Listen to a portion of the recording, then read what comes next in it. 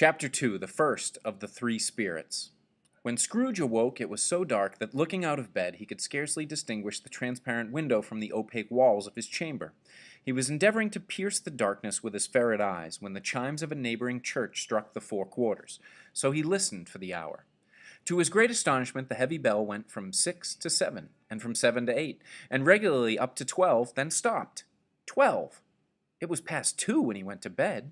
The clock was wrong. An icicle must have got into the works. 12? He touched the spring of his repeater to correct this most preposterous clock. Its rapid little pulse beat 12 and stopped. "Why, it isn't possible," said Scrooge, "that I can have slept through a whole day and far into another night. It isn't possible that anything has happened to the sun, and this is 12 at noon." The idea being an alarming one, he scrambled out of bed and groped his way to the window. He was obliged to rub the frost off with the sleeve of his dressing gown before he could see anything, and could see very little then. All he could make out was that it was still very foggy and extremely cold, and that there was no noise of people running to and fro and making a great stir, as there unquestionably would have been if night had beaten off bright day and taken possession of the world. This was a great relief, because 3 days after sight of this first of exchange paid to Mr. Ebenezer Scrooge or his order, and so forth, would have become a mere United States security, if there were no days to count by. Scrooge went to bed again, and thought, and thought, and thought it over, and could make nothing of it. The more he thought, the more perplexed he was, and the more he endeavored not to think. The more he thought, Marley's ghost bothered him exceedingly. Every time he resolved within himself, after mature inquiry, that it was all a dream, his mind flew back like a strong spring released to its first position and presented the same problem to be worked all through. Was it a dream or not?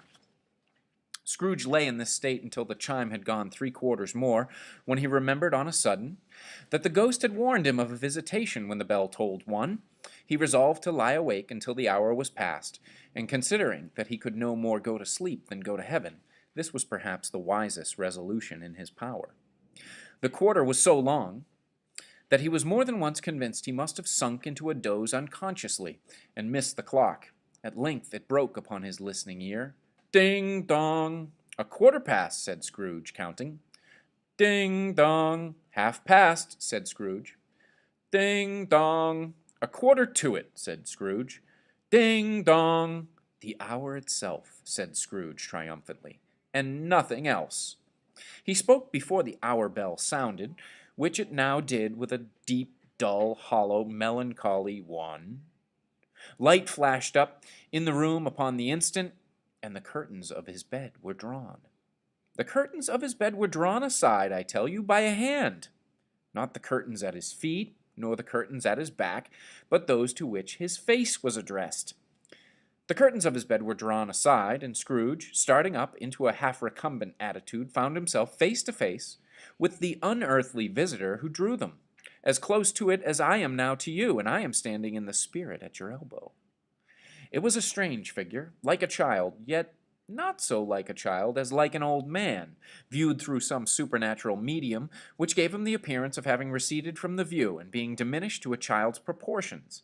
Its hair, which hung about its neck and down its back, was white as if with age, and yet the face had not a wrinkle in it, and the tenderest bloom was on its skin. The arms were very long and muscular, the hands the same, as if its hold were of uncommon strength. Its legs and feet, most delicately formed, were, like those upper members, bare. It wore a tunic of the purest white, and round its waist was bound a lustrous belt, the sheen of which was beautiful. It held a branch of fresh green holly in its hand, and, in singular contradiction of that wintry emblem, had its dress trimmed with summer flowers.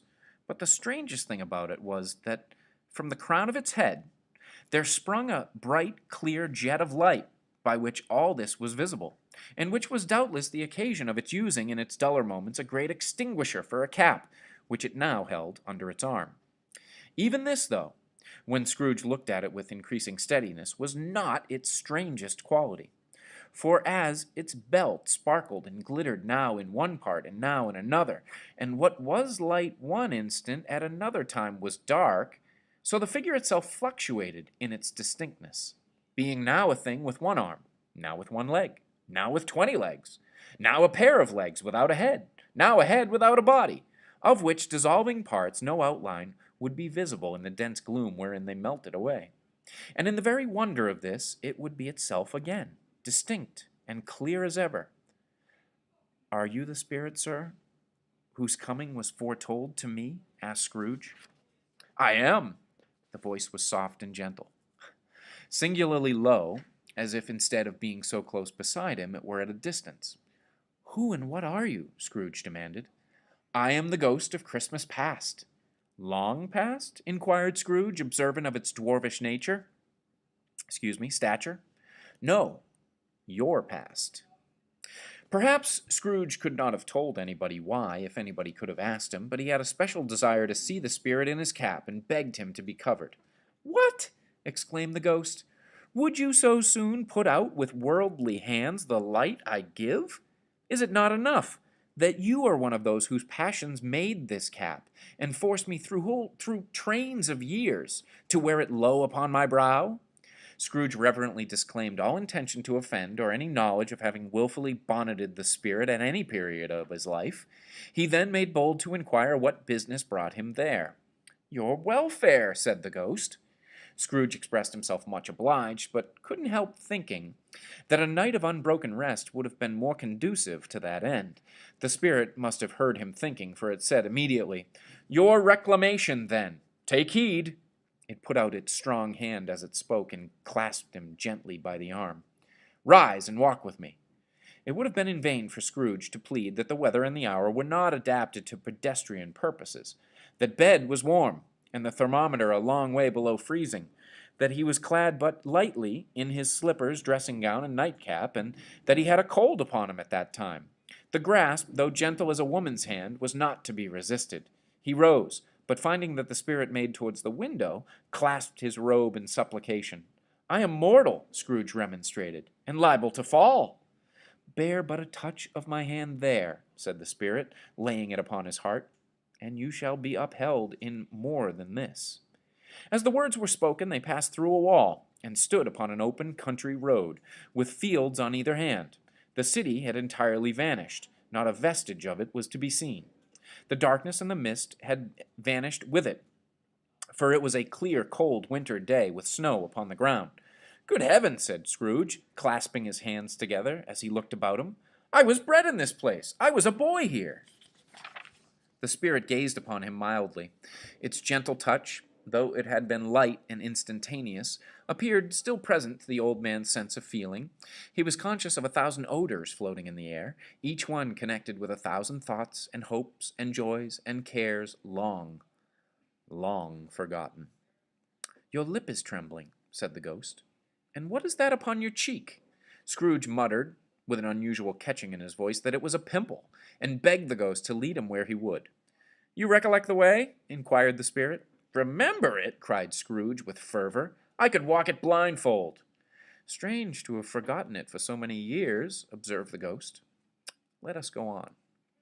They walked along the road, Scrooge recognizing every gate and post and tree, until a little market town appeared in the distance, with its bridge, its church, and winding river. Some shaggy ponies now were seen trotting towards them with boys upon their backs, who called to other boys in country gigs and carts driven by farmers. All these boys were in great spirits and shouted to each other until the broad fields were so full of merry music that the crisp air laughed to hear it. "These are but shadows of the things that have been," said the ghost. "They have no consciousness of us." The jocund travelers came on, and as they came, Scrooge knew and named them, every one. Why was he rejoiced beyond all bounds to see them? Why did his cold eye glisten, and his heart leap up as they went past? Why was he filled with gladness when he heard them give each other Merry Christmas as they parted at crossroads and byways for their several homes? What was Merry Christmas to Scrooge? Out upon Merry Christmas! What good had it ever done to him? "The school is not quite deserted," said the ghost. "A solitary child, neglected by his friends, is left there still." Scrooge said he knew it, and he sobbed. They left the high road by a well-remembered lane, and soon approached a mansion of dull red brick, with a little weathercock-surmounted cupola on the roof, and a bell hanging in it, It was a large house, but one of broken fortunes, for the spacious offices were little used, their walls were damp and mossy, their windows broken, and their gates decayed. Fowls clucked and strutted in the stables, and the coach houses and sheds were overrun with grass. Nor was it more retentive of its ancient state within, for entering the dreary hall and glancing through the open doors of many rooms, they found them poorly furnished, cold, and vast. There was an earthly savor in the air, a chilly bareness in the place, which associated itself somehow with too much getting up by candlelight, and not too much to eat. They went, the ghost and Scrooge, across the hall to a door at the back of the house. It opened before them and disclosed a long, bare, melancholy room, made barer still by lines of plain deal forms and desks. At one of these a lonely boy was reading near a feeble fire, and Scrooge sat down upon a form and wept to see his poor forgotten self as he used to be.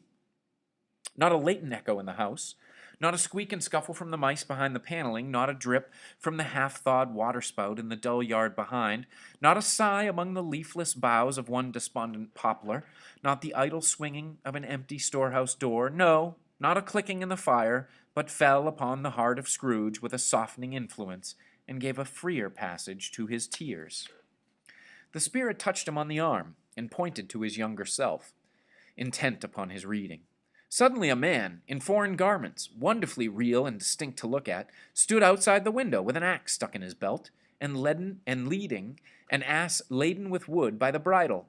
"Why, it's Ali Baba!" Scrooge exclaimed in ecstasy. "It's dear old honest Ali Baba. Yes, yes, I know. One Christmas time, when yonder solitary child was left here all alone, he did come, for the first time, just like that.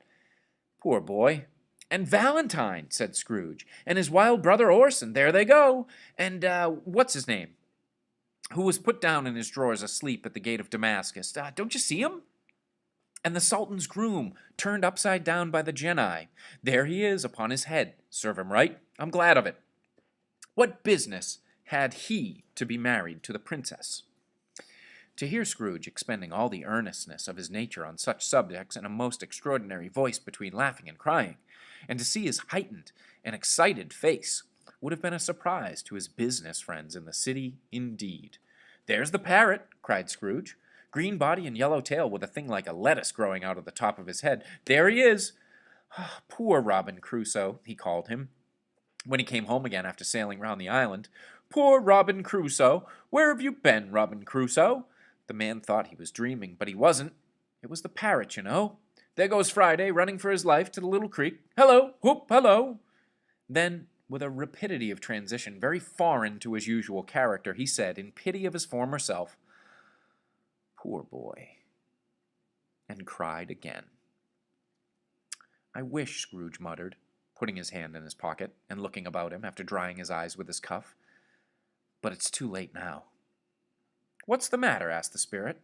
"Nothing," said Scrooge. "Nothing. There was a boy singing a Christmas carol at my door last night. I should like to have given him something. That's all."